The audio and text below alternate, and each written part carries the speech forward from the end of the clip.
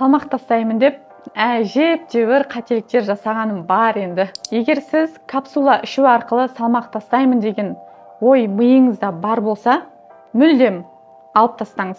Ол капсулалардың құрамында психотроптық дәрілер бар.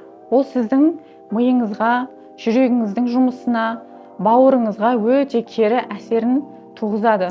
Оны мен өзімнің практикамнан өткізгенмін. Арықтаймын деп сондай капсулалар ішкен болатынмын. Ол кезде мен өзімді уақытша бір алдамшы сезімдермен бір энергичная, күшті болып жүрдім. Бірақ соңғы жағында менің жүрегім тахикардия болып, қатты соғып, түнде мүлдем ұйықтамайтын болдым. Ұйқы бұзылды, бауырым бұзылды, өт жолдарым бұзылды, және стресске кетіп қалдым, шынымды айтайын. Түнде ұйықтамаған адам көзіне әртүрлі нәрселер көрінеді.